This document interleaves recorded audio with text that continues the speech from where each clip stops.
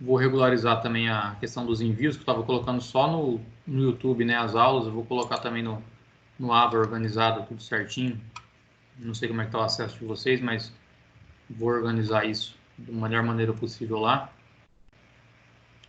para vocês acessarem.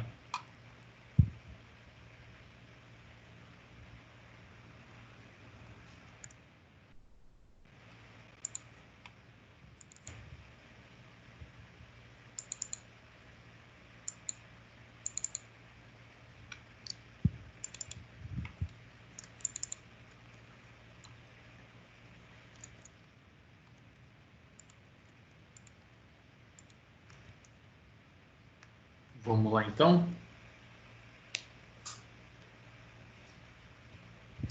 A aula de hoje é bem tranquila, bem light. Estamos encerrando hoje, então, aí o nosso conteúdo. Provavelmente estaremos encerrando aí o nosso semestre, a aula.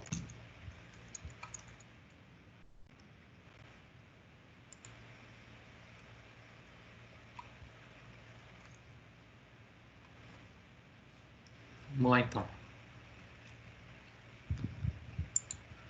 Pessoal, sessão 4.3 e 4.4 no dia de hoje, encerrando o nosso conteúdo, né? Ficando pendente, então, as aulas e os procedimentos práticos, a nossa parcial e a nossa oficial, que a gente tem que definir ainda tudo isso, né, para poder passar para vocês.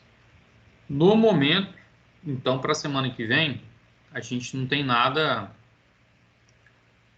concreto, tá? Mas conforme for definindo algo, eu vou passando para vocês. E aí, se caso tiver aula ou não for ter aula, eu aviso, tá? Vocês lá no grupo, para todo mundo ficar a par. E um outro detalhe é que vocês podem, então, tá? Entre esse período, caso vocês estejam estudando, revisando o conteúdo, ou se ficou algo para trás, seja do começo da disciplina até agora, que vocês acham, não vocês como grupo, mas se alguém achar que ficou vago, que tem que explicar de novo, manda lá a parte que eu resolvo, então, desse jeito, gravando manualmente, ou escrevendo o exercício, beleza? E aí a gente vai melhorando a cada dia para fazer um conteúdo bacana. Bom, sessão 4.3, então. A gente vai trabalhar a parte do georreferenciamento remoto, né? Então, para que haja hoje em dia um planejamento, um estudo de áreas, um estudo de locais, a gente consiga coletar facilmente dados da topografia, do relevo, da geografia do local, ou seja, qualquer processo que envolva a topografia, nós vamos contar então hoje com ferramentas de georreferenciamento remoto. Então, isso vai, né, dar base para a gente tratar dos nossos estudos. Por quê? Porque dentro do geoprocessamento, todos esses dados, né, na verdade, o georreferenciamento é o quê? É um banco de dados que ocorre um processamento de todos os dados que são inseridos lá. Isso, é claro, de uma maneira muito complexa, né, envolvendo aí computadores, enfim, tudo que for necessário, algoritmos. E com esse banco de dados, nós, usuários, conseguimos acessar esses dados, né, baixar as imagens, acessar as imagens e realizar métodos e procedimentos que tragam o resultado esperado. Por exemplo, eu posso medir uma área, eu posso fazer um corte e aterro de uma determinada região, eu posso marcar um ponto, eu posso mandar uma localização, a gente pode criar um mapa temático, né? A gente viu a questão do mapa temático outro dia, então eu consigo baixar um mapa, né, georreferenciado, é claro, não é qualquer mapa, não é simplesmente baixar uma imagem, essas imagens contêm dados, né, entrelaçados ali nela, e essas imagens, então, ajudam a criar os mapas, tá? Imagens georreferenciadas. E essas imagens têm que estar dentro de um software, tá? Um programa SIG, né? Que é um sistema de informações georreferenciadas ou geográficas. Um software SIG ou GIS, né? Que é em inglês, vai trazer ferramentas, então, para trabalhar esses mapas. O que é o geoprocessamento, então, de acordo com J. Silva, aí, 2009?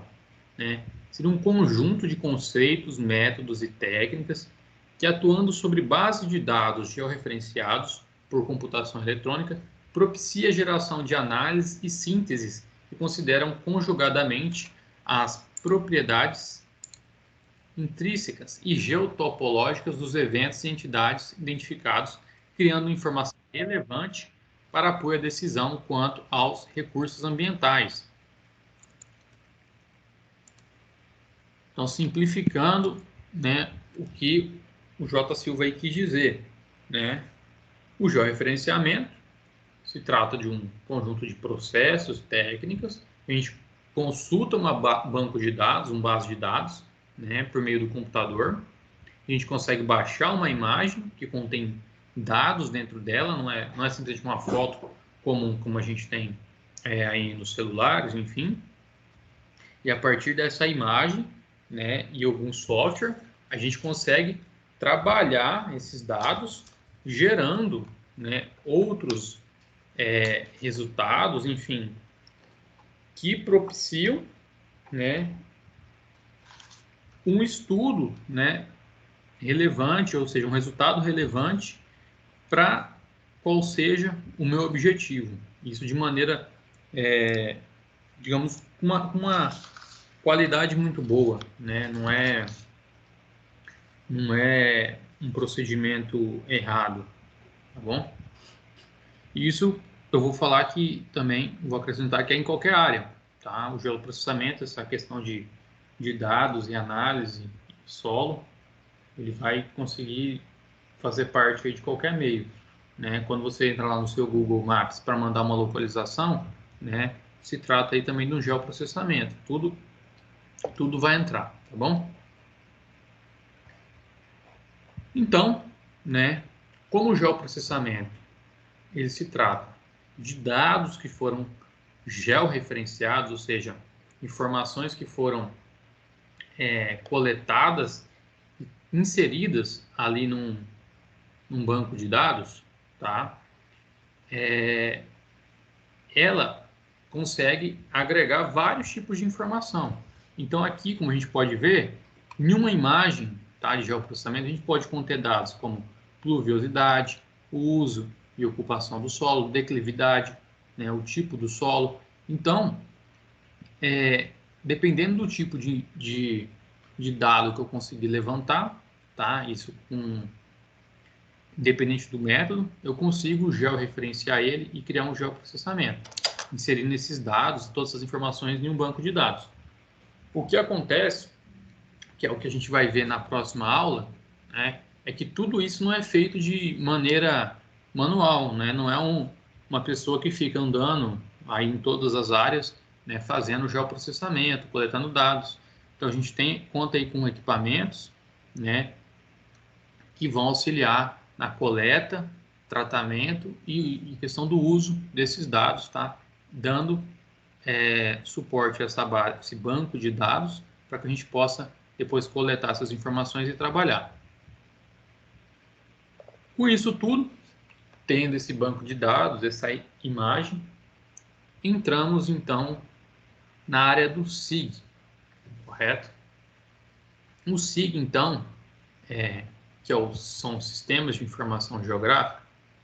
Qual é o objetivo principal de um SIG? O objetivo principal de um sistema de geoprocessamento é processar os dados referenciados geograficamente, utilizando de mapas convencionais, relatórios, arquivos digitais e gráficos para exibir informações desde a coleta até a geração. Um sistema de informações geográficas processa os dados gráficos e não gráficos, com ênfase nas análises espaciais e nas modelagens de superfície. Outro termo utilizado seria o GIS, né, do inglês, que é Geographic Information System.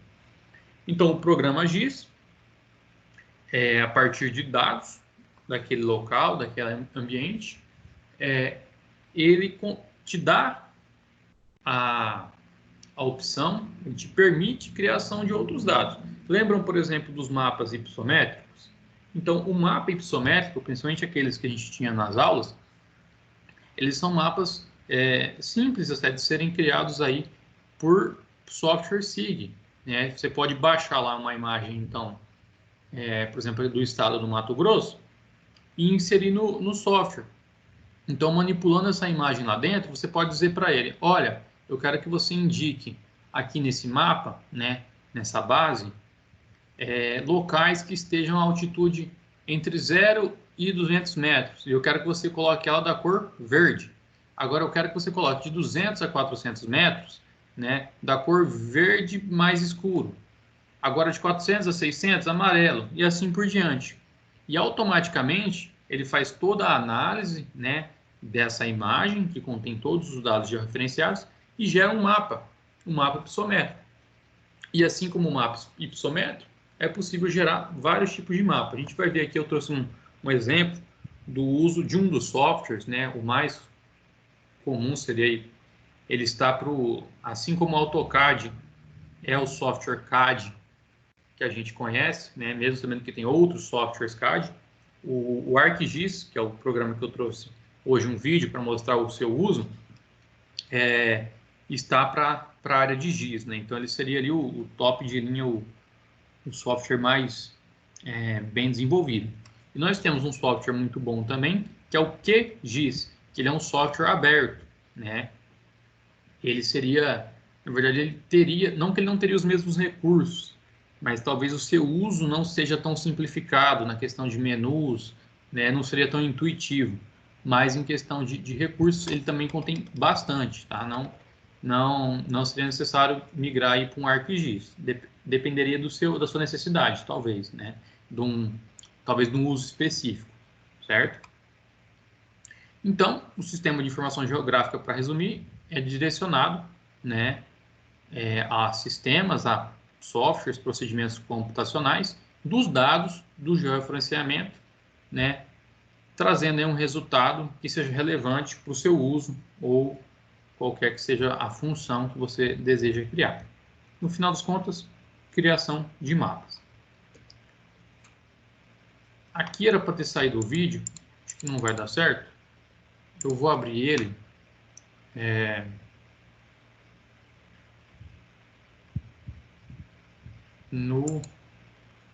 Aqui, deixa eu pegar ele. Eu vou passando o vídeo e vou explicando, tá?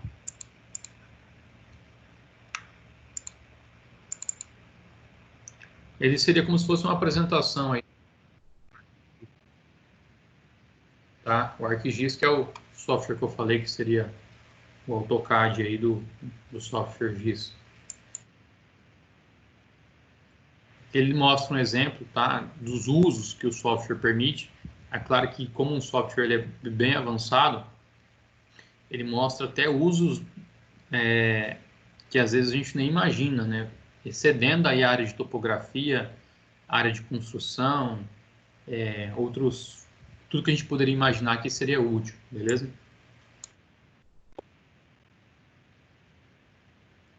Aqui são os setores que ele usa, né? Na indústria, no banco, segurança, logística, transporte, energia, imóveis. Até para a saúde ele consegue, né, fornecer recursos.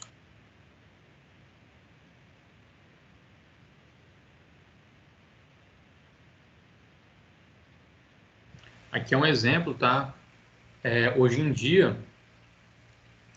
como nós temos aí dados, por exemplo, lá no próprio Google Earth, né, às vezes eu quero um exemplo aí, trazendo aí para o campo da arquitetura. Tá? O que acontece? Às vezes você quer, deixa eu ver se consigo mostrar aqui no mapa, no meu mouse. Por exemplo, você quer fazer uma análise de sombreamento, né, insolação de um edifício, correto? E você tem, às vezes, aqui um edifício lateral, que ele pode gerar uma sombra, né? E isso pode tanto como ajudar como atrapalhar a sua construção, mas você tem que analisar o entorno dela para analisar um sombreamento, né? Principalmente em grandes cidades, em grandes locais, é muito provável a construção de prédios altos próximos. Dessa forma, ele pode tanto atrapalhar como contribuir aí de alguma maneira para a sua construção nova. Então, às vezes você quer construir naquele local e tem que modelar um entorno, ou seja, você tem que criar uma massa, né? Massa seria um modelo 3D ali naquele entorno para você fazer algumas simulações. E aí você precisa modelar de maneira genérica esse prédio. O que seria de maneira genérica? Seria só subir a forma. Então, por exemplo, esse edifício aqui, ó, faria uma forma quadrada, né? E faria essa volumetria, né? Só os volumes de maneira bem simplificada. Porém, como saber a altura dessa edificação?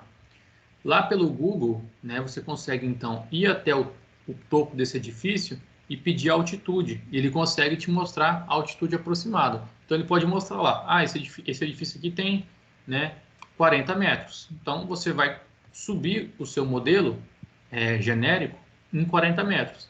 O aqui do lado tem 15 metros. Então você vai subir 15 metros. E assim por diante. Então, hoje, essa quantidade de informações está bem acessível.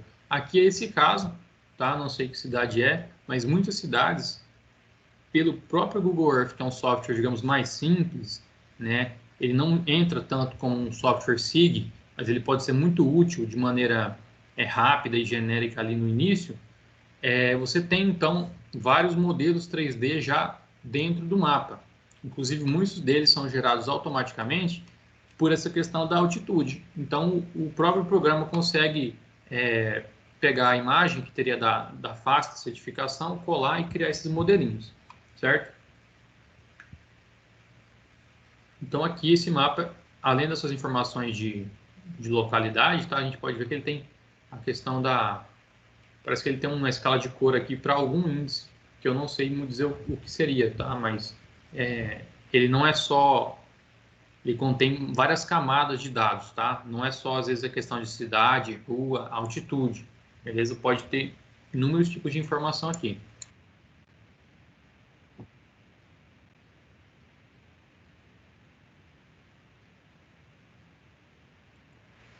Esse aqui, eles conseguiram, nesse caso aqui, parece que a análise que eles estão fazendo é na questão, às vezes, da localidade de abrir um novo negócio, abrir uma loja, né? Você pode conseguir analisar o fluxo de pessoas que passam naquele local, você pode conseguir determinar a questão logística também do seu estoque, né? Fazer um estudo de viabilidade, fica longe, fica perto, né? Que tipo de problemas que eu posso ter, principalmente em estudos de viabilidade, que é algo que você precisa ter dados para compor, né? E ver se aquele empreendimento compensa ser feito, né? Essa parte de GIS e georreferenciamento é muito útil.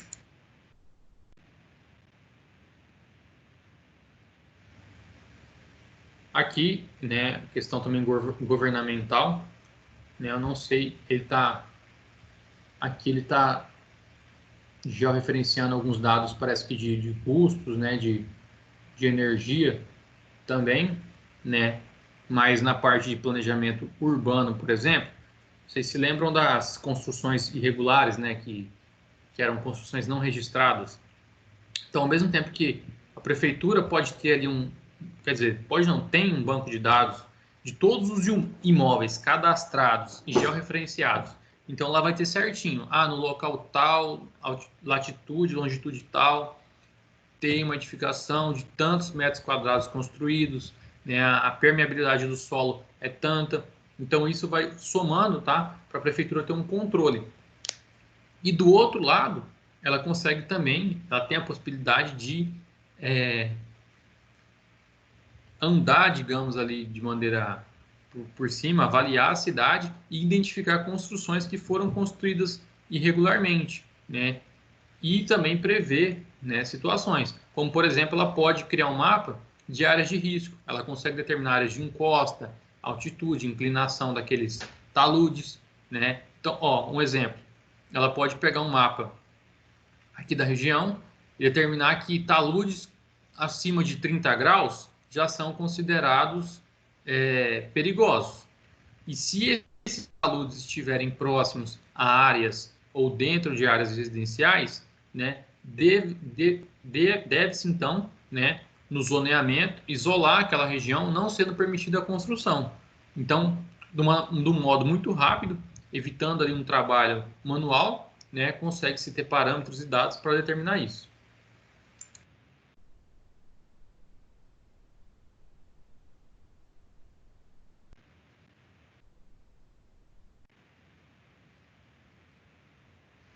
Ali ele mostrou um caso, por exemplo, de um acesso rápido, claro que é um uso mais específico, igual eu falei, mas a questão dos bombeiros, eles conseguem acessar, às vezes, em algumas edificações, já ter a prévia das plantas e determinar um plano de ação ali, acesso para combater o incêndio. Os hospitais podem identificar a questão de ataque cardíaco e determinar a locomoção para a equipe móvel ir lá socorrer a vítima. Ó, aqui, dentro do software, do ArcGIS, lembra que eu falei às vezes das edificações? Aqui ele conseguiu, inclusive, ó, determinar o número de pavimentos. Ó. Ele conseguiu ter uma ideia dos planos, né, de cada nível do terreno.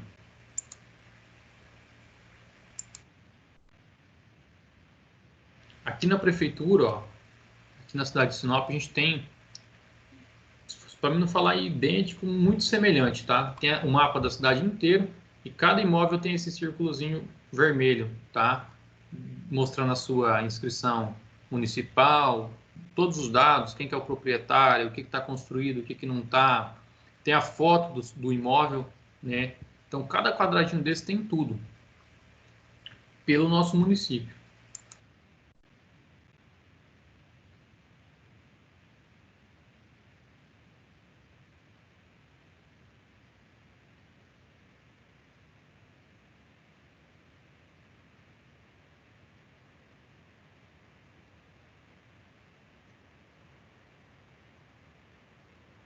Ó, por exemplo, aqui nesse uso, na questão do uso, pelo que eu entendi aqui, ele mexe com estação de tratamento de água, enfim.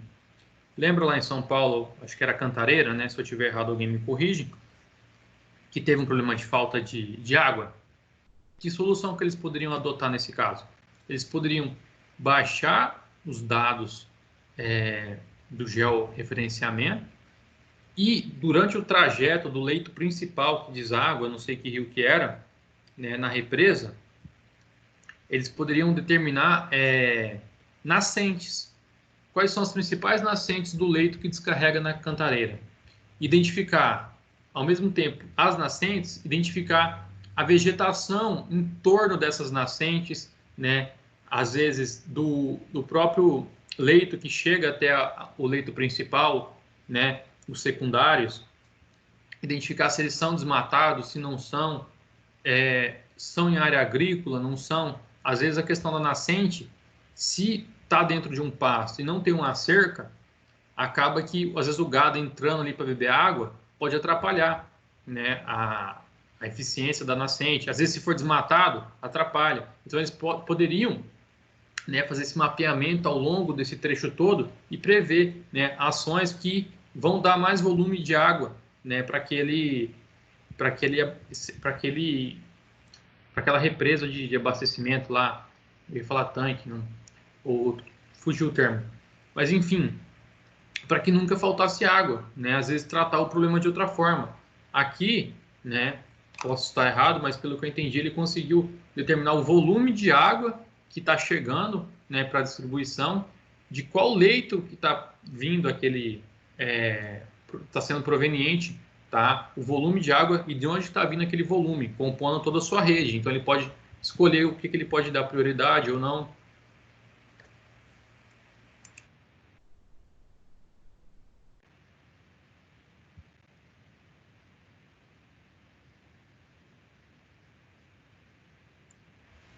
Aqui é um mapa, ali mostrou um mapa também da questão do crime. Então ele, claro que isso aí já é um sistema um pouco mais interno, mas ele utilizou o mapa georreferenciado como base, né? E ele criou seus mapas próprios. Então, Ele conseguiu determinar mapas de criminalidade, onde estão os principais pontos. Para quem já foi no Rio de Janeiro, por exemplo, lá você tem um aplicativo. Como é que era o nome do aplicativo? Tem um aplicativo que você baixa e você tem um mapa de onde está tendo troca de tiro, está tendo pontos de, digamos assim, de situações não muito agradáveis, né? Não lembro o nome do aplicativo, mas ele utilizou, né, um banco de dados já referenciados para poder fazer isso. E aqui é semelhante, né? Só que claro que é um acesso interno aqui a esse órgão, mas ele conseguiu então trabalhar essa questão da criminalidade, determinar os pontos. Se ele sabe, por exemplo, que tal bairro está tendo mais índice de violência, ele pode mandar mais rondas para lá. Se ele manda mais rondas para aquele bairro, a parte de finanças, né, consegue saber que esse carro está gastando, em média, tantos litros de combustível por ronda. Com isso, vai conseguir determinar custos, né, estimar custos, se compensa, se não compensa, né, fazer ali o planejamento, a gestão pública como um todo. Enfim, vocês verem que a gente começa a imaginar situações, né, e tudo isso a gente consegue usar.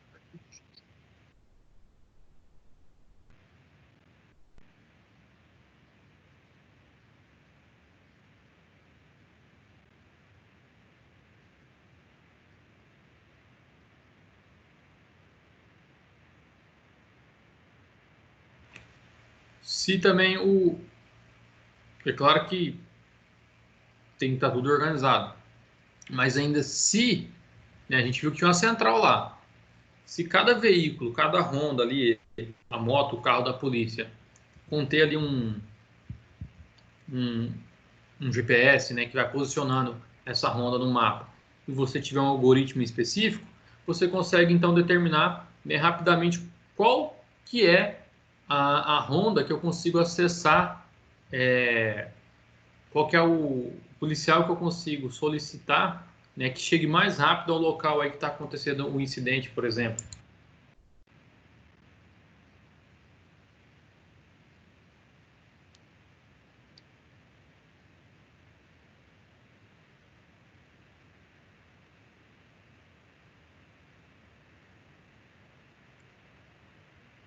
É quase assim que a gente tem aqui, tá? Na hora que abre lá o mapa, tem a foto, né? Isso é tudo certinho.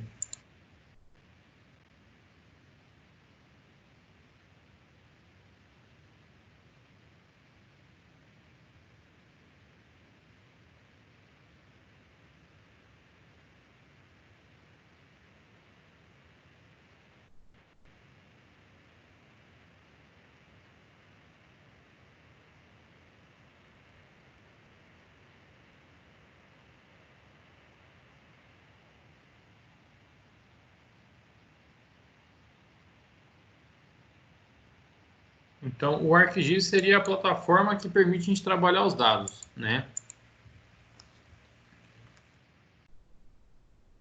Já o georreferenciamento está se tratando da parte né, como é que eu vou dizer?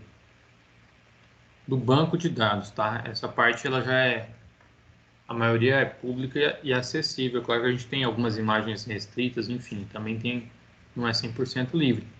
Mas a maioria dá para fazer tudo isso que eu falei, tá?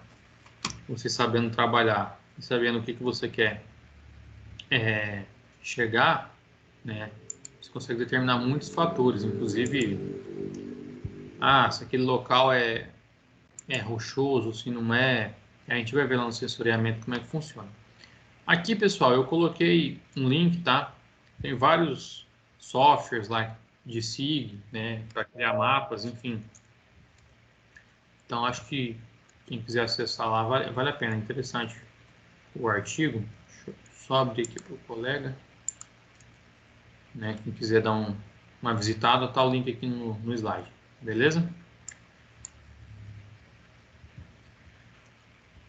Sistema de coordenadas. Basicamente, tá, o sistema mais utilizado é o sistema de coordenada esférico ou geodésico, que é o quê? Latitude e longitude. Né? Como que isso pode ser feito? Por exemplo, aqui nesse caso aqui, eu quero medir uma área. Então, eu vou lá num ponto, e eu posso ir pessoalmente, caso eu não tenha, às vezes, um recurso de baixar esse mapa. Às vezes, eu estou numa área rural, né? Não tenho acesso a fazer o download dessas imagens referenciadas. O que eu posso fazer, então? Eu pego um aparelho que mede latitude e longitude, vou nos 4 cantos ou em todos os vértices que eu achar relevante, né, da minha área, meço todos esses pontos, depois eu vou num software como o AutoCAD mesmo, lanço todos esses pontos, fecho um polígono e meço a área pelo AutoCAD, certo? Entretanto, existem vários sistemas de coordenadas, né? Tem o UTM, tem o sistema cartesiano, que é XYZ, enfim. Independente do tipo de sistema, o importante é entender o que você quer ter de resultado, né? E entender que se vem uma informação de um dado em UTM, né? Você tem que saber converter para sistema de coordenada esférico, em latitude e longitude, correto? E isso é muito simples de ser feito, tá? Tem vários sites, não sei se eu cheguei a mostrar para vocês nessa disciplina aqui, de um site de conversão do sistema de coordenadas, correto? Um detalhe importante no questão de sistemas é a questão dos dados, né? O que são os dados? Só para relembrar. Seriam o banco de dados, né, que prevalece ali em alguma região, que a gente pode tratar dessa forma. E nesses bancos de dados, por exemplo, o Brasil adota o CIRGAS 2000, que é o datum aqui focado na nossa região, na América do Sul principalmente. Então ele utiliza, por exemplo, dados UTM, em graus, minutos e segundos. Desse modo, tá? Se você for trabalhar em latitude e longitude, você teria que converter, certo? Porque às vezes você entender o processo com um tipo de sistema de coordenadas, às vezes até você entender o processo no outro tipo, compensa você converter e fazer do jeito que você já sabe. Então vai depender das situações. Aqui, conforme dialogue, quais são as etapas do georreferenciamento? Como funciona?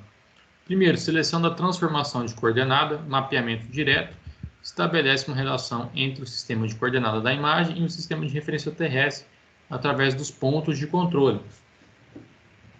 Então, ocorre uma parte do mapeamento, né, e define-se aí o sistema de coordenada da imagem, o de referência terrestre, que seria quem está mandando a informação para o receptor que você está utilizando, que seria através dos pontos de controle. A gente vai entender essa questão do ponto de controle mais para frente, tá bom? Mapeamento inverso. Construção de uma nova imagem baseada na etapa anterior. Então, igual eu falei, coletei os dados. Eu posso, então, fazer um mapeamento inverso. Eu construo um mapa a partir dos dados que eu levantei, né? E não o inverso. Depois, uma reamostragem. Definição do valor de cada pixel da nova imagem construída, baseado na imagem original. Você pode, então, digamos, comparar ali se está seguindo a mesma definição, o mesmo padrão do real. Pontos de controle de terreno. O que são pontos de controle de terreno? São pontos locados na imagem que podem ser identificados no sistema de referência terrestre. Por convenção, locam-se os PCTs através dos traços ou símbolos cartográficos e são classificados como naturais, elementos presentes na natureza, rio, ilha, córrego, etc., artificiais criados pelo homem, ponte, rua, praça, etc. Então, o que acontece? Às vezes você tem que... Como é que eu vou explicar? Você tem que verificar se os seus dados estão corretos. Dessa forma, você precisa de um ponto de referência, né, para ter noção do se o seu estudo, se o seu levantamento está correto. Por exemplo, vamos voltar ali para uma parte de um terreno, por exemplo.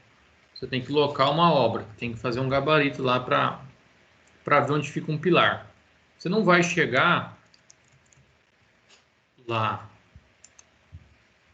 no local da obra, na hora de fazer a implantação, e, digamos, medir, simplesmente falar, eu acho que fica aqui nesse ponto. O que você faz, então? Você pega alguma referência, você faz pega um ponto de controle. Então, você vai, vou pegar o piquete aqui do terreno, tá? Que veio marcado pela loteadora, e a partir dele eu vou fazer os cálculos e determinar os outros pontos que serão os arranques dos meus pilares. Então, você usou um ponto de controle para ter de base e chegar aonde você queria. Então, esses pontos servem, na verdade, para você, às vezes, ter alguma área ali, você consegue, a partir deles, verificar se está correto depois esses dados levantados. Não é igual o exemplo que eu dei do lote, tá? Ele é um exemplo utilizado, porém seria um processo talvez posterior, né? Para você verificar se o que você fez está correto. No caso do lote, você já iria utilizar aquele ponto de controle e aí você determinaria os pontos. Lá não, você determinou os pontos e depois, a partir do ponto de controle, você pode verificar se os seus pontos estão corretos.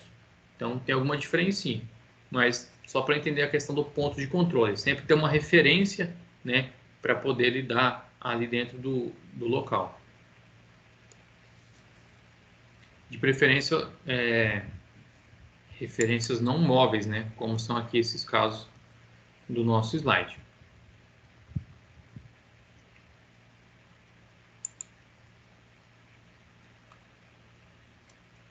Juntamente a tudo isso, nós temos o quê? Nós temos o GPS. O GPS, então, é o nosso sistema de posicionamento global. O nome dele é GPS Navstar, Navigation Satellite Time and Rating, tá? Navstar. Ele surgiu para substituir o sistema que se chamava NNS Transit, que possuía diversas limitações operacionais. Então, não era um sistema tão bom quanto o GPS. Então, o GPS veio e substituiu ele. Entrou o GPS e saiu o NNS Transit. Sendo que o GPS, né, ele é americano, né, um sistema americano, que ele era inicialmente de uso militar e depois foi disponibilizado para uso civil. Hoje em dia a gente utiliza muito mesmo o GPS, né, acho que está diariamente no nosso cotidiano, de forma direta ou indireta. E o principal uso do GPS atualmente, né, vai ser no uso e medição diárias, digamos na parte topográfica. Igual eu falei, eu posso marcar um ponto lá no meu terreno, os vértices da minha área, e determinar depois o cálculo daquela área via outro software. E como que eu faço a marcação desses pontos? Eu pego a minha latitude e longitude pelo meu GPS, né? Eu vou de ponto em ponto e vou coletando esses dados. Sendo que o principal uso aí, digamos, desse módulo do georreferenciamento seria na parte de cadastramento dos imóveis rurais. Então, lá pelo INCRA, né, e a Receita Federal, você vai georreferenciando todos esses imóveis, assim como foi feito aqui, né, os imóveis da cidade de Sinop, como eu dei exemplo. O GPS, então, o sistema, ele vai ser definido aqui, ele vai ser dividido em 3 segmentos. Ele tem um segmento espacial, o segmento de controle e o segmento de usuário. E o segmento espacial.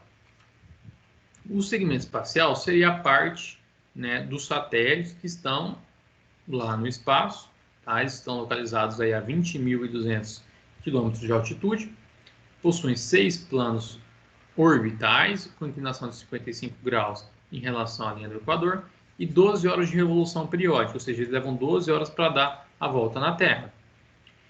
São uma rede de 24 satélites e tem 7 satélites reservas lá no nosso espaço, fazendo todo, né, essa malha de satélites consegue então cobrir toda, né, o globo terrestre, fazendo aí como se fossem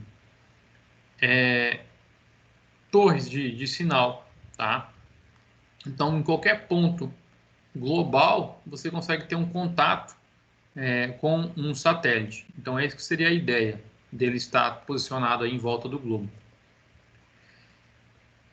Segmento espacial é isso. Depois a gente tem o de controle. O que é o de controle?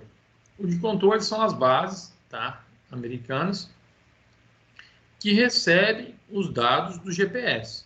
Então, o GPS vai estar monitorando ali todo o nosso globo terrestre, fazendo fotos, coletando dados, enfim.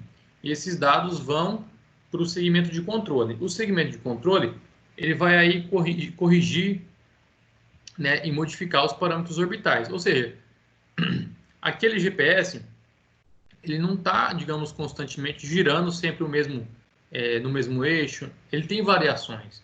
Então, o segmento de controle está ali para corrigir esses erros, essas falhas, né, e deixar tudo o mais correto e limpo possível, né, manipulando esses dados e deixando eles mais tranquilos de serem transmitidos. Por fim, a gente tem então o segmento do usuário, que é o que vem do segmento de controle. Então, o satélite manda para o segmento de controle, ele manipula e trabalha esses dados, e depois ele manda para o satélite, que o satélite transmite para o usuário, né, que vai estar aí no receptor GPS. Então, essa é a ordem. Tá? O satélite manda, controle trabalha, devolve para o satélite, que manda depois para vocês aí no GPS de vocês, vocês conseguem ter ideias do dado. O funcionamento do GPS, basicamente, tá? Ele é simples, o sinal aqui é um sinal de rádio, tá? Que transmite essas informações, o receptor lê essas informações e depois um software, né, uma plataforma converte ela para ficar mais intuitiva e visível aí a nós, como por exemplo um Waze, um Google Maps, enfim, qualquer seja o sistema. Então, para a aula de 4.3 de georreferenciamento remoto, seria isso. Alguma dúvida, alguma ideia, alguma questão? Alguém quer comentar alguma coisa? Está aberto.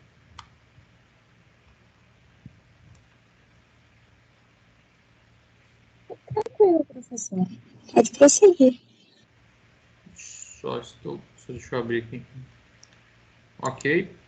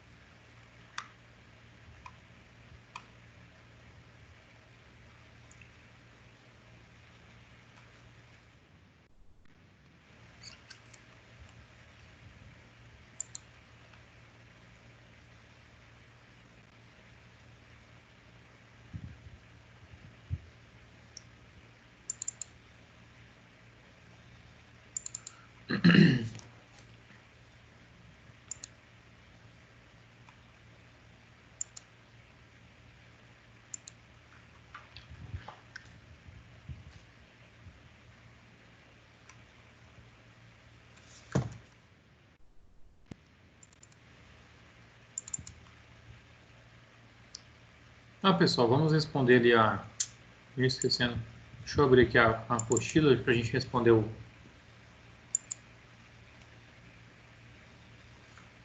nosso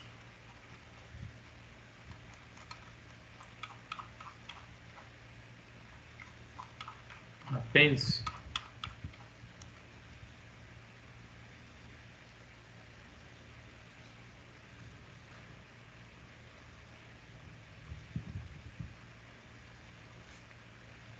Bom, vamos lá então.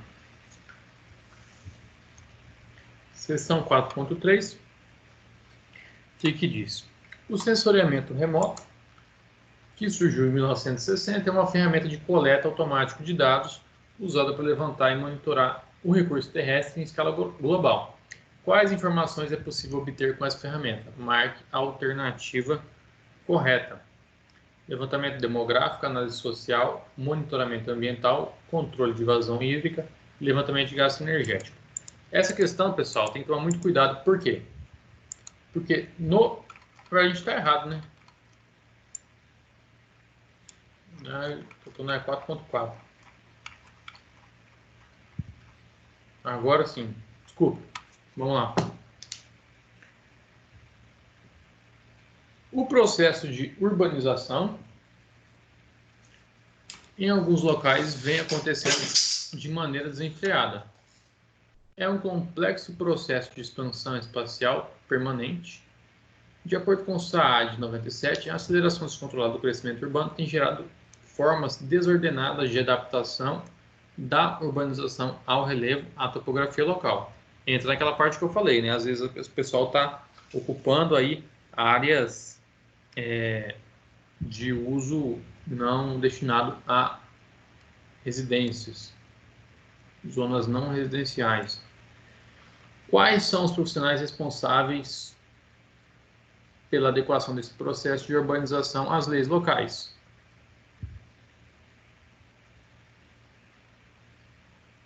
Quais são, pessoal?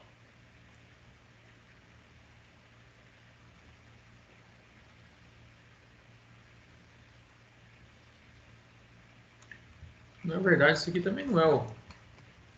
Peraí que eu tô... Não, esse aqui é da aula passada ainda. 4.3, exatamente. Acho que eu estava certo então, né?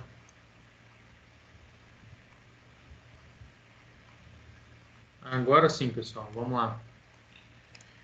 Para que haja um bom planejamento urbano e regional atualmente, usam-se ferramentas computacionais que facilitam a obtenção de dados geográficos. Essas ferramentas são... Alguém se habilita? Letra B? Letra B. B. Então, na verdade, a ferramenta em si, de modo global, seria o geoprocessamento e SIG. Tá? Sim. Não que o ArcGIS não seja uma ferramenta, tá? Mas ela seria de uso mais... Ela ainda está em segundo plano. A base de tudo, né, seria o geoprocessamento e SIG, tá? Ok. Porque o ArcGIS... É porque eu acabei que eu comentei bastante do ArcGIS, né? Mas ele usa o geoprocessamento. Ok. 2. O geoprocessamento trata os dados gerando um conjunto de informações que incluirão características do seu levantamento para a construção de sua documentação para posterior busca e exploração. Quais áreas a seguir podem ser influenciados durante o geoprocessamento? Conjunto para a construção de sua documentação para posterior busca e exploração. Quais áreas a seguir podem ser influenciadas durante o geoprocessamento? Planejamento urbano, construção civil, planejamento econômico, análise de risco e geotecnia. O que acontece? O principal área, na verdade, que é influenciada aqui na parte do geoprocessamento é o planejamento urbano, tá? O restante que está aqui ela, na verdade, vai estar compondo o planejamento urbano, né? Por quê? Porque no geoprocessamento, como ocorre um processamento dos dados georreferenciados, que esses dados podem ser dados geotécnicos, dados da construção civil, né, entre outros, ele vai criar um banco de dados a partir disso. Então, a partir desse banco de dados, que seja de construções, geotecnia, relevo, enfim, depende de qual seja o dado, vão compor, né, uma base para que seja, então, realizado um bom planejamento urbano. Certo? Então, a 2, letra A. 3. Em LAN, 2000, Apu de Madruga 2008, e Salvador Silva 2004, Apu de Madruga 2008. O georreferenciamento é definido como um referenciamento das informações que deverão ser processadas em um único sistema de coordenadas em uma mesma base cartográfica. Qual o significado dessa afirmativa? Significa que todos os dados devem ser processados conjuntamente em uma mesma base cartográfica? B. Significa que devemos localizar os dados de uma área a um determinado ponto na superfície terrestre. Significa que é necessário apenas ter um sistema de coordenadas e um datum. Significa que cada ponto deverá haver uma imagem relacionada. E esse significa que os pontos localizados deverão estar descritos de forma mais verdadeira possível. O que acontece? Quando nós localizamos os dados de uma área, determinando um determinado ponto, a partir disso, nós já vamos tendo que citar esse ponto, de onde que ele vem, de que datum que ele vem, o tipo de coordenada que ele tem, o zoneamento, enfim. Então, a resposta aqui mais correta seria a letra B. Isso daqui significa que os mesmos dados deverão ser processados conjuntamente em uma mesma base cartográfica? Não necessariamente. Você pode processar os mesmos dados, na verdade, dados diferentes de outra base, pode compor ali essa sua análise. C. Significa que é necessário apenas ter um sistema de coordenadas e datum? Não, você precisa ter mais alguns dados, você precisa ter pontos, você precisa ver se esse ponto tem informações dele dentro do datum, enfim, precisa fazer essas verificações. Significa que cada ponto deverá haver uma imagem relacionada? Não. Não significa que a gente tem que ter uma foto ali de cada ponto. Significa que os pontos localizados deverão estar descritos de forma mais verdadeira possível? Também, é que na verdade parte verdadeira fica parecendo que se você não está falando a verdade, mas na verdade verdadeira mais, acho que o correto aqui seria mais precisa possível, Na verdade não precisa ser tão criterioso na questão da descrição, correto? Então a gente deve localizar os dados em um determinado ponto da superfície terrestre. Tá? E dentro desse ponto vai conter todas as informações necessárias.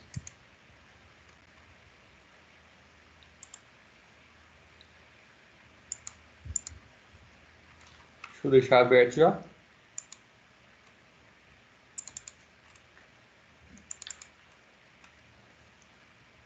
Deixa eu ir abrindo nossa aula.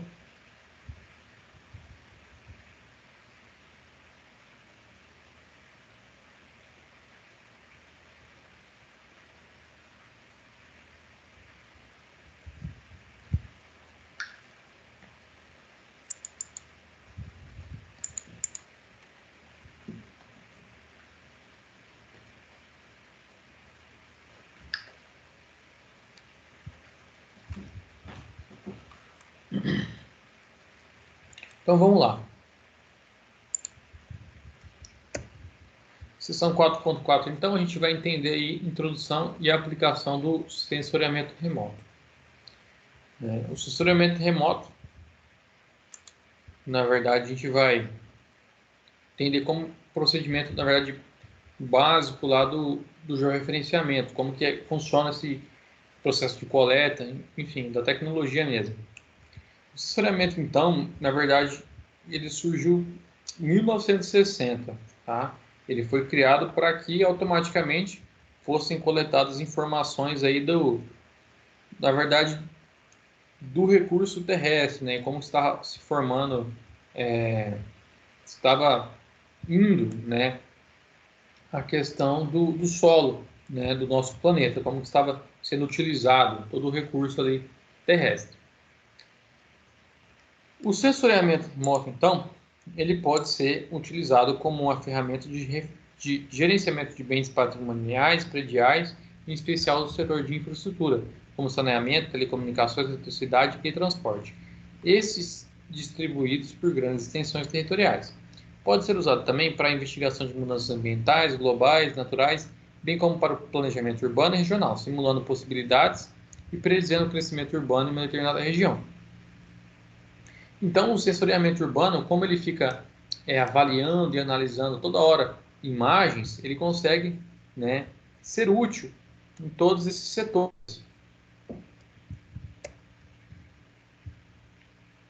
Qual que é a definição de sensoriamento remoto, de acordo com Menezes e Almeida, 2012? O que ele fala? O sensoriamento remoto é uma ciência que visa o desenvolvimento da obtenção de imagens da superfície terrestre por meio da detecção e medição quantitativa das respostas e interações da radiação eletromagnética com os materiais terrestres. Então, como que funciona, né, basicamente? A partir de sinais de ondas de radiação eletromagnética, o que acontece? Essas ondas batem no material, por exemplo, na superfície terrestre. Cada tipo de material vai trazer uma resposta diferente. Essa onda vai retornar ou com um tempo diferente, ou com um comprimento de onda, enfim. E isso, né, a partir de estudos, foi possível detectar a altitude, foi possível detectar o tipo de material que tem naquele ponto, o relevo, enfim, tudo isso foi compondo uma base de dados, sendo compondo, na verdade, essa base de dados para o georreferenciamento. Então, a partir do sensoriamento, que seria um scanner da Terra, né, ela foi trazendo esses dados. Então, por que é feito dessa forma? É feito por uma energia eletromagnética. A energia eletromagnética ela não precisa de um meio material para se propagar, sendo definida como uma energia que se move de forma de ondas eletromagnéticas à velocidade da luz, em que C é 300.000 km por segundo, em que C é a velocidade da luz. Então, essa energia eletromagnética ela está sendo enviada a todo instante, né? Por exemplo, o cálculo da distância.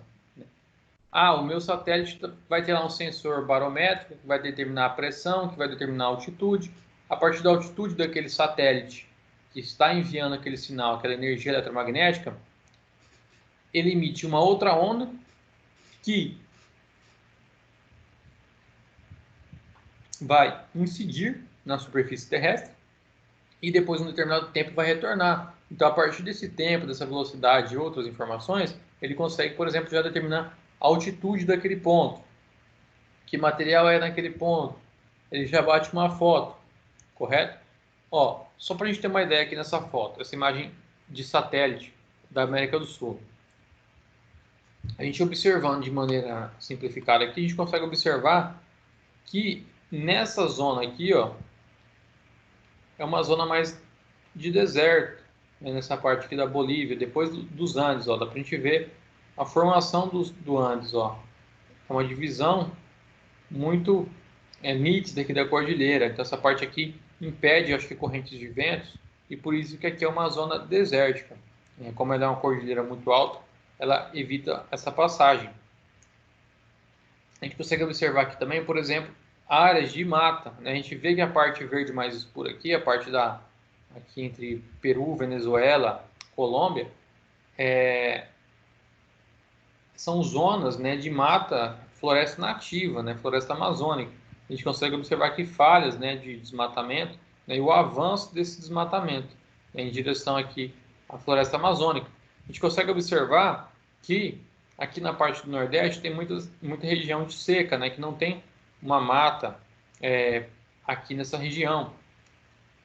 Então, observando de maneira rápida, a gente já consegue ter algumas ideias do local, como ele funciona, o que ele tem.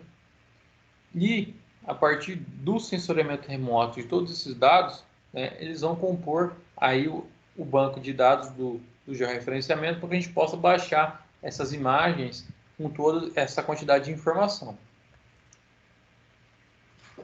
Quando a gente baixa uma imagem georreferenciada, né? O sensoriamento ele tem tipos de resolução, correto? Esses tipos de resolução são divididos entre espacial, espectral, radiométrica e temporal. Além disso, tá? Essas informações, esses dados vão depender do tipo de satélite que está coletando a informação. Então, por exemplo, se eu tenho um satélite mais antigo, ele não vai coletar imagens tão boas. Se eu tenho um satélite mais novo, ele vai estar coletando informações melhores. Por exemplo, como é que funciona, na verdade, a conversão aí dessas resoluções? Nós temos a primeira dela, então, a resolução espacial. Como é que funciona a resolução espacial? Cada pixel, o que seria um pixel? Seria um ponto desse quadrado. Como é que funciona? Vou explicar, por exemplo, a tela do nosso computador. Como é que funciona? A tela do nosso computador, ela contém pixels. Cada pixel, ele vai adotar uma cor e com a junção de um monte de pixels, né, ele vai formando imagens. Então, por exemplo, aqui nesse espaço, os pixels estão da cor branca, né? Aqueles estão desligados, provavelmente, estão pretos. Aqui da laranja, enfim, e formam a nossa imagem. O que acontece, né, numa foto, como ela contém pixels? Na resolução espacial, dependendo da sua precisão, da sua resolução, né, que vai determinar o nível de nitidez, cada distância dessa, por exemplo, a cada 1,6 metros, ele vai coletar uma cor, né, e vai transformar isso em um pixel. Então, cada cor dessa representa aí 1,6 metros de distância. Ele faz ali uma média dessa cor e gera essa imagem, o que não fica tão preciso. Depois, se a gente diminuir para 0,8, então ele vai pegar um espaço menor, vai fazer uma média daquela área e vai fazer uma cor e transformar em um outro pixel. Se a gente for diminuindo o espaçamento, se ele pegar 0,05 metros, né, e converter aquele espaço em uma cor, transformando num pixel, vai ficando mais nítido. E assim por diante. Então, o satélite, cada um vai ter uma capacidade. Tem satélite que vai conseguir fazer cada pixel com 30 metros, né? Como a gente pode ver aqui, ó, por exemplo, o Landsat 30, que é um satélite que a gente tem o Landsat, tem o Spot, tem o Iconos, tem vários satélites que estão aí no nosso sistema, no nosso espaço, e que a gente pode acessar essas imagens. O mais utilizado mesmo aí para estudos é o Landsat. A gente consegue acessar o Landsat e baixar essas imagens. Então, cada pixel aqui na imagem do Landsat, ele representa, então, 30 metros, né, de tamanho. Então, é uma resolução talvez aí não tão boa, questão de nitidez, né, em nível de detalhamento. Já o Spot, ele pega com 10 metros, né? Então, dentro de 10 metros, ele vai converter em uma cor e formar uma imagem aí maior. E o Icono já consegue pegar aí imagem, cada pixel é de metro em metro. Então, vai aumentando cada vez mais o nível de nitidez. Acredito que atualmente existam aí satélites com precisões aí de centímetros, mas com certeza de uso militar, né, e restrito aí. Mas não é de se duvidar. Depois da resolução espacial, a gente tem então a espectral. Como é que funciona a espectral? A gente tem que entender às vezes um pouco do funcionamento de imagens, tá? Como é que funciona essa questão. A espectral, né, para ter imagens mais precisas, nítidas e com maior qualidade, ela vai pegar bandas e faixas de cores, né? E vai pegar algumas situações. Uma imagem ela é formada, então, basicamente das cores azul, verde e vermelho, né? Então, são 3 camadas de cores que, quando elas estão sobrepostas, elas formam uma imagem colorida como essa, que é chamada de RGB.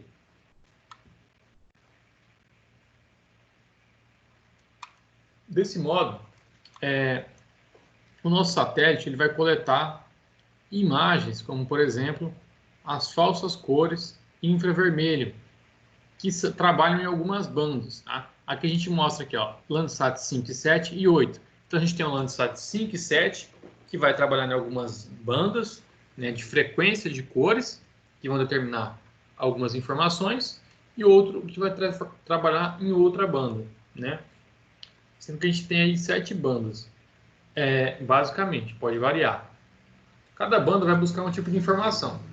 Então, por exemplo, aqui ele busca falsas cores infravermelho, aqui cores naturais, aqui cores naturais simuladas, aqui outro tipo de cor natural simulada, aqui também, só que cada uma em um tipo de banda. E isso vai dando, digamos que cada imagem vai conseguir pegar uma certa característica, vai dar vantagem para certas características da imagem. Então, quando tudo isso é unido, né, acaba trazendo imagens de maiores qualidades. Né? Se a gente comparar, às vezes coletei uma imagem de modo geral, né, às vezes não fica tão bom. Mas se eu pego cada cor e pego o que ela tem de melhor e junto com a das outras, eu consigo trazer então imagens aí de melhor qualidade. E isso juntamente com a resolução espacial. Na prática, tudo isso aqui vai estar trabalhando junto. Depois nós temos a resolução radiométrica. Como é que funciona a resolução radiométrica? Lá no satélite tem outro sensor que é de radiância, tá? Que ele vai definir, na verdade, seria o tempo de retorno de outro tipo de onda, né? Onda de rádio. Mas ele vai definir o quê? Tons de cinza. Os tons de cinza são importantes para a nossa imagem na hora de definir.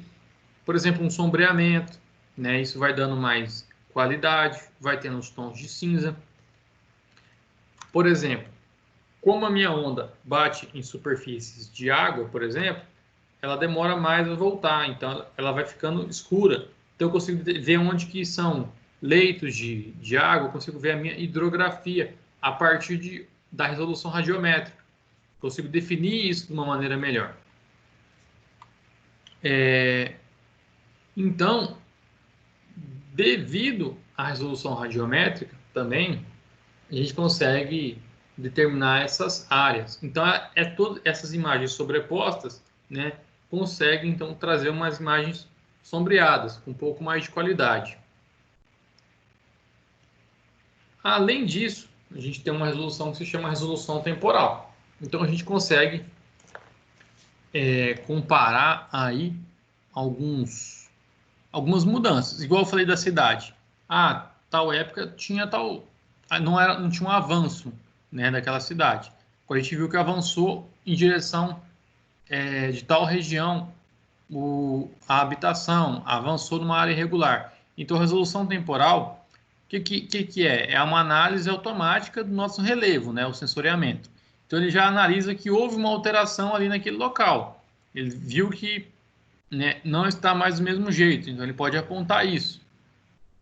Então, a resolução temporal vai trabalhar na questão do tempo. Essa resolução é parecida com aquela que a gente tem no Google Earth lá? Que você vai passando.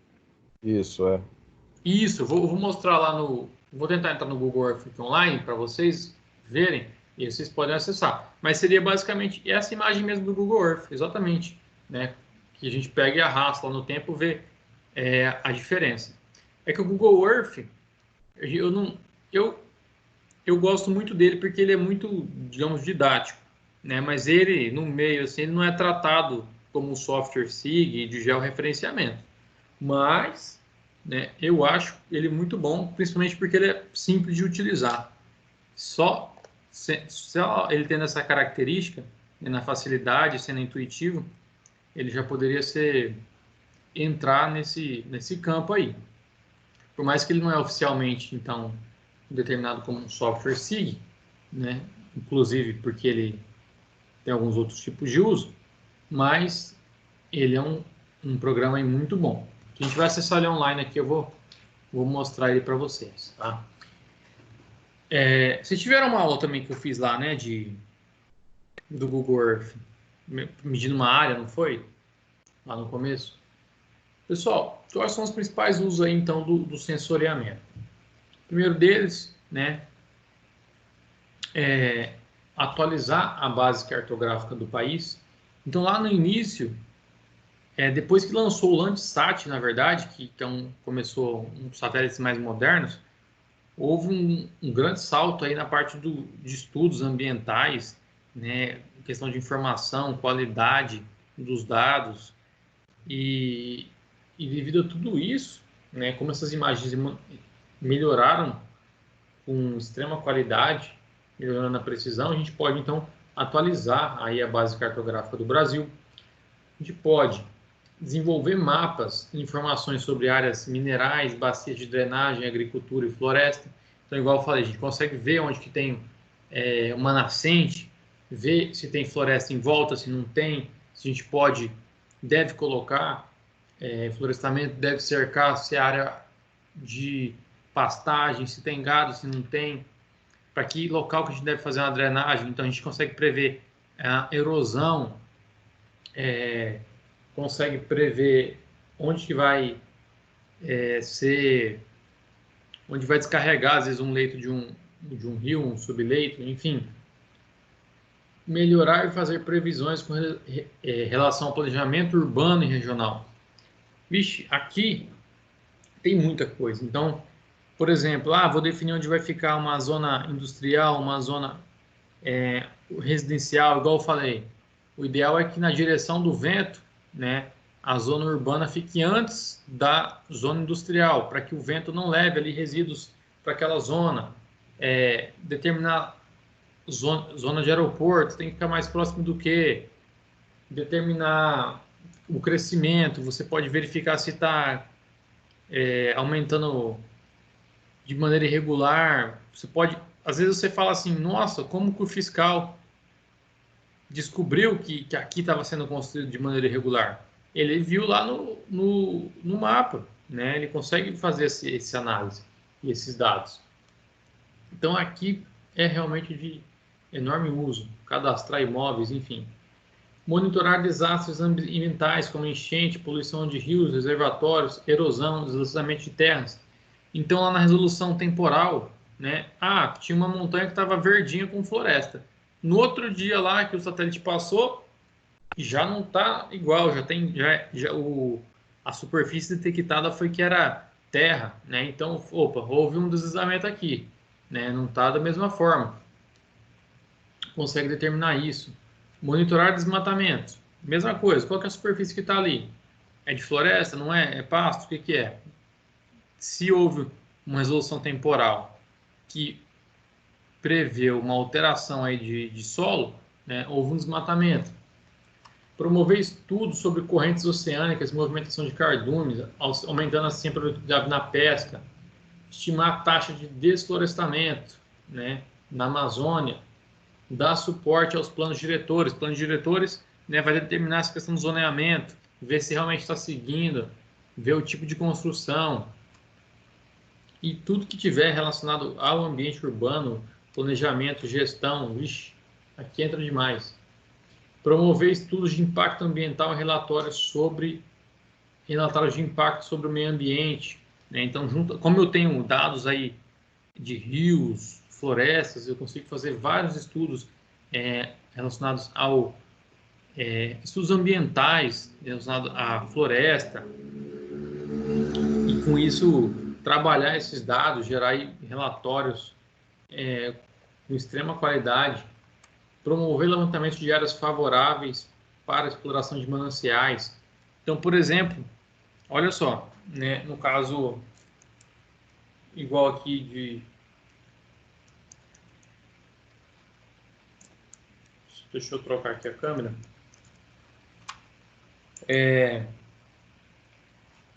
Vamos ter uma ideia aqui dessa questão que entra a questão de viabilidade, de sensoriamento, de referenciamento.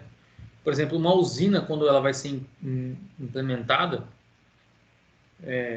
eu não sei se tem um acesso público, se isso existe, mas muito provavelmente empresas que constroem usinas hidrelétricas, empresas de energia, eles já têm lá nos seus mapas todos os pontos, né, de potenciais implementações de usinas hidrelétricas. Por quê? Porque a usina hidrelétrica é uma diferença de altura, né, que é energia potencial. Então, eles conseguem mapear pontos que existem leitos de rio e um enorme desnível, né? Eles conseguem dimensionar o tamanho da energia potencial que tem naquele local para produzir energia elétrica. Depois disso, eles conseguem determinar a cota de altitude que vai ocorrer o alagamento, né? Esse alagamento vai ser uma zona, vai atingir alguma cidade, vai atingir sua zona rural, quantas zonas rurais vai atingir, né? Qual que é o tamanho da indenização que eu vou ter que dar para essas pessoas, qual que vai ser a área que elas vão perder, qual que vai ser o volume de água que eu vou ter ali, qual que vai ser os mananciais que vão descarregar ali, essa questão do reservatório, ele tem que estar sempre cheio. Por isso que às vezes a gente vê, não sei se vocês, às vezes questão de usina, chega uma usina e instala em certa região, ela vai lá e refloresta os principais pontos de nascente. Às vezes não é nem pela questão ambiental que ela está, é que ela já consegue, na verdade, matar 2 coelhos aí numa cajadada só, né? Ela consegue fazer ali a compensação ambiental dela, né? E também tratar um ponto que é importante para ela, né? Que é manter ali o volume de água. Então ela vai lá e refloresta toda a parte ali de nascentes da região, de toda a população ali em volta da represa. Consegue ver se às vezes a indenização é muito alta, não compensa implementar uma usina ali, a energia é muito pouca, vai custar muito, às vezes é um local que não tem recurso natural para construir, vai ter que trazer, o deslocamento é muito longo, lembra? Na parte de corte e aterro, tem um caminhão, né, para trazer tudo aquilo, não tem onde descarregar, não tem onde trazer material, enfim, só com uma análise bem aprofundada aí, mas dá para a gente imaginar a quantidade de estudo que dá para retirar aí da parte topográfica.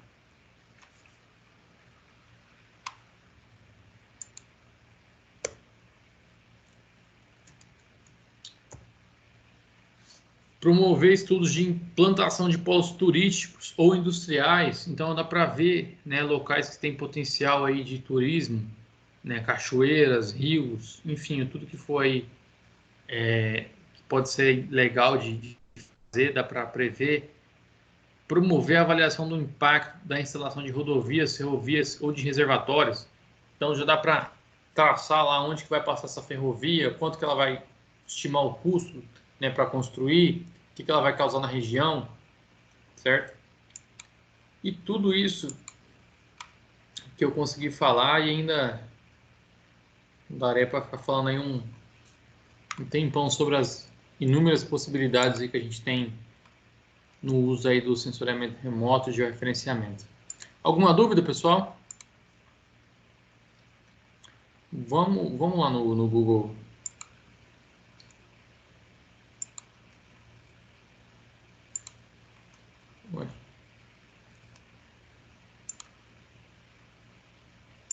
Google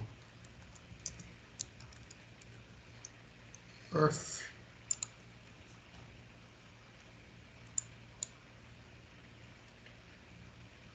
Ó, pessoal, online mesmo, tá? Nem baixei. Pelo próprio navegador já dá para acessar.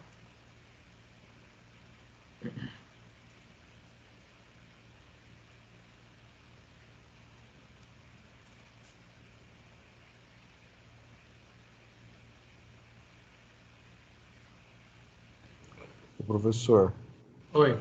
uma vez a gente estava dando uma olhada também, a gente conseguiu, eu acho que foi no Google Earth, a gente conseguiu ver o perfil de um ponto até o outro ponto, Isso. perfil topográfico, bem interessante assim. Não foi para vocês que eu coloquei a aula lá? Perfil topográfico?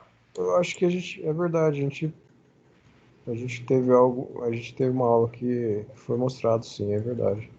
Porque eu acho que, não sei se se foi para essa turma, se foi para outra, que eu passei uma aula de perfil topográfico. A gente fazia isso mesmo, né? Eu lembro que a gente utilizou uma vez um projeto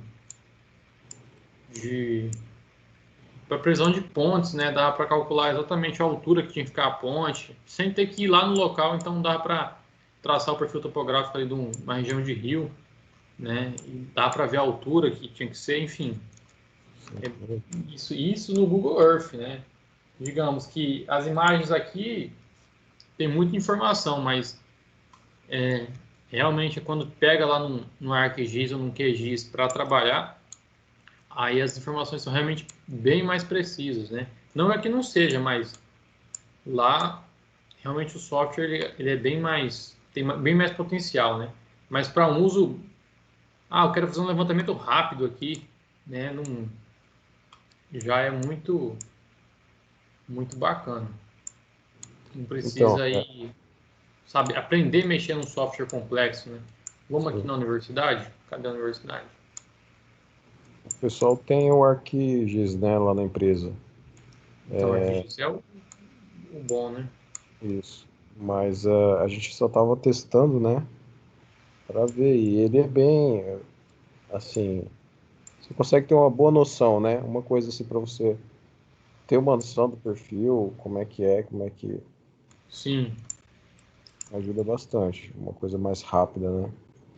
No Google Earth, igual, para ter uma noção, assim, para aprendizado, assim, introdução, acho que ele é perfeito, né? Deixa eu ver se a gente tem alguma coisa tridimensional aqui na cidade. Não vai ter nada aqui. Mas vamos lá, pessoal. Eu estou aqui no mapa, no Google Earth, quer dizer. Por exemplo, eu quero medir aqui, ó. Cadê? Já me perdi aqui de novo. Aqui é o NIC, por exemplo. Se eu fosse passar um trabalho para vocês, por exemplo, aqui, ó, para vocês medirem uma área de gramado aqui, por exemplo, né? Então vocês teriam que marcar os pontos aqui de, né? Um ponto, né? Vocês teriam que marcar todos esses pontos ou com o teodolito ou com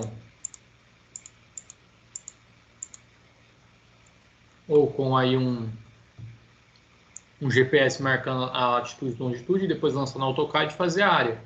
Olha só, aqui eu marquei rapidamente, né? Eu fechei o polígono e já me deu a área, ó. 200 metros quadrados, 60 metros de perímetro, né?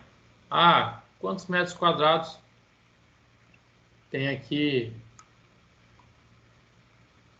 Vai ter aqui esse aqui é o bloco A, né? A, B, C. Por exemplo, eu quero medir um bloco. Quantos metros quadrados tem um bloco? Vai fazer um levantamento rápido, ó.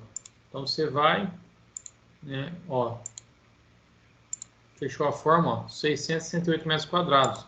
Ou qual é a distância do início do bloco até o final? Ó? 47 metros, né? Você sabe que a distância é 47 metros. Vocês querem fazer um levantamento aqui para prever vagas. Vocês não sabem qual é o tamanho do estacionamento aqui. Então vocês podem medir aqui, né, o início até o fim, depois prever a quantidade de vagas que é possível de caber aqui no estacionamento, né, ó.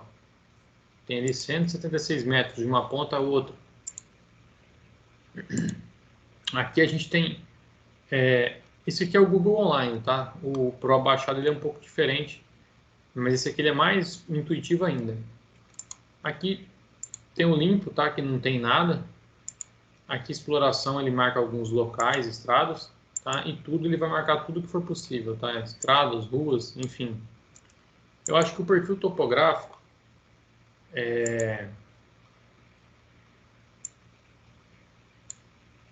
eu acho que não é possível ver aqui pelo Google Earth, pelo o online, né? Aqui ele tem outros dados aqui de locais, tá? Mas é para a gente ter uma ideia do recurso que ele tem. Vamos ver uma outra ideia aqui, só para a gente ter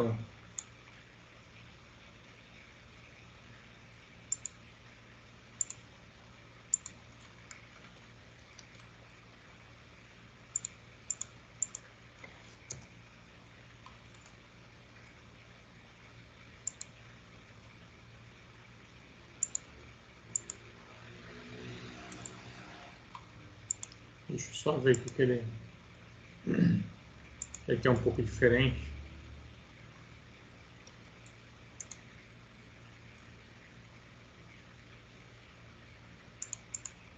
Tá até uma atualizada aqui, hein?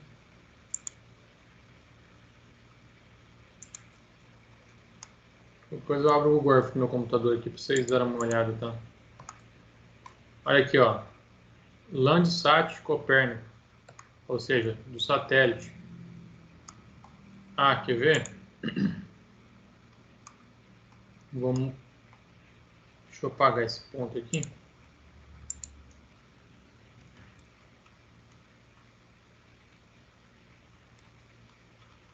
Deixa eu ir numa cidade que é mais garantido que a gente vai...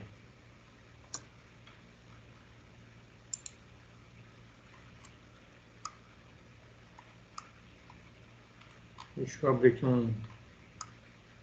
São Paulo.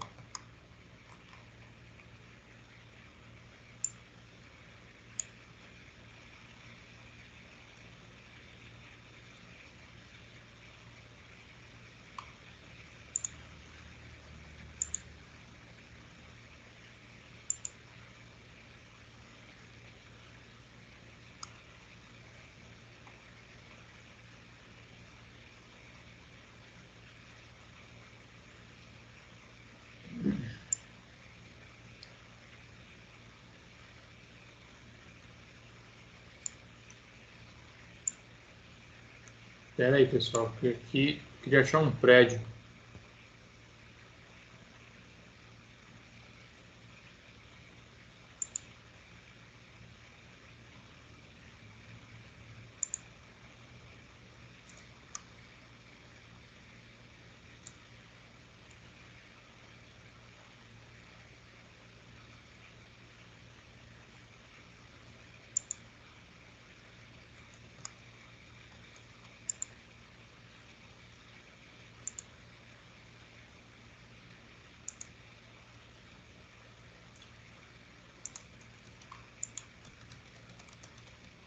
Deixa eu abrir o meu Google Earth programa, mas já deu para a gente ter uma ideia aqui do online, como é que funciona. Deixa eu mostrar para vocês o aplicativo mesmo. Vocês podem baixar, é de graça, tá? Vai ser muito semelhante. Na verdade, ele vai ser um pouco menos intuitivo que esse online. Mas a interface é sempre a mesma, é difícil de mudar. Olha só, então aqui a gente tem o Google Earth, aqui a gente tem as camadas, ó. Então, tá, pode ser composto por várias camadas, o nosso georreferenciamento. Se eu quiser colocar no mapa, eu posso colocar. Deixa eu ver aqui. Olha só que interessante aqui, ó.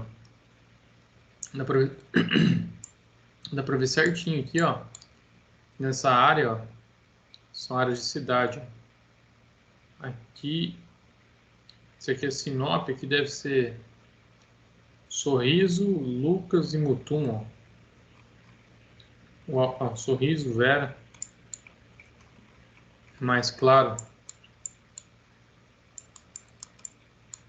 O exemplo aí que o Fábio falou, né, a gente pode traçar aqui, ó, com a mesma régua, né, um caminho.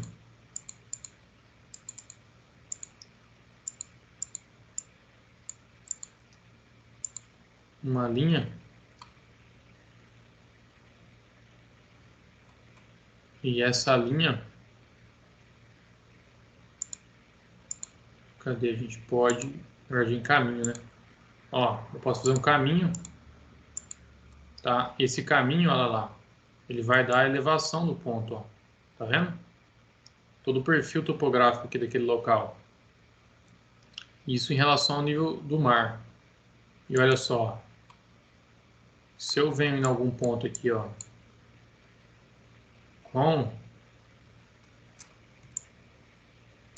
com a minha mãozinha, já consigo ver, tá, a elevação daquele ponto, certo? A gente pega, por exemplo, Deixa eu ver se já tem algum prédio aqui. 2004 tá a data. Olha só.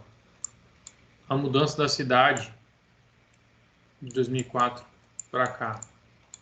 Mais de 10 anos atrás, olha. O que cresceu aqui? Esse lado aqui da Unic, ó. A Unic, ela seria... Em 2004 nem tinha a Unic, ó. Seria construída aqui.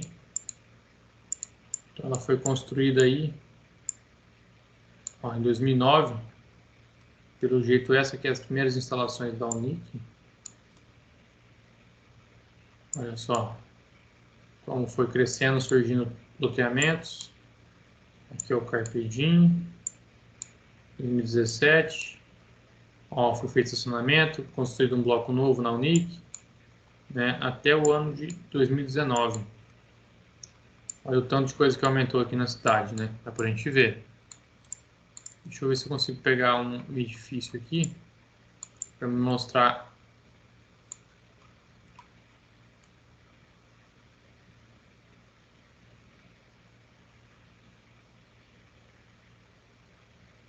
Não está mostrando. Vocês podem, por exemplo, ver a altitude de uma edificação. Se ela mostrar, né, vocês vão na altura do ponto, né, e depois vocês vão na outra cota, por exemplo, no nível da rua. Né, vai mostrar a elevação da rua e a elevação do ponto. Vocês subtraem e encontram a altura aí do edifício.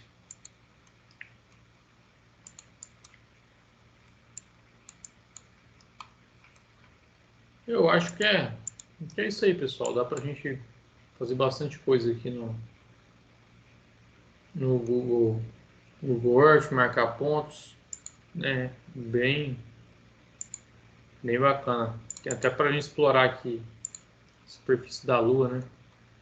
Se quiser fuçar, ó.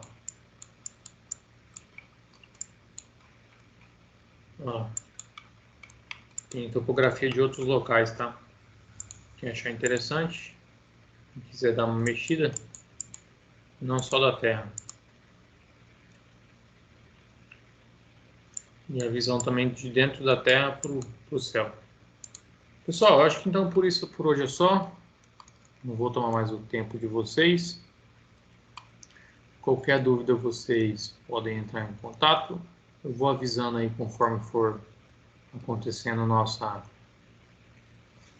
as nossas mudanças ou o que for decidido aí, beleza? Alguém tem alguma dúvida? Tudo certo? Tudo certo. Beleza, então, pessoal. Obrigado pela presença de todos aí. Até o próximo encontro nosso. Fiquem de olho, então, lá no grupo para a gente poder passar os recados. E até mais. Até mais. Boa noite para todo mundo. Boa noite a todos. Boa noite. Boa noite.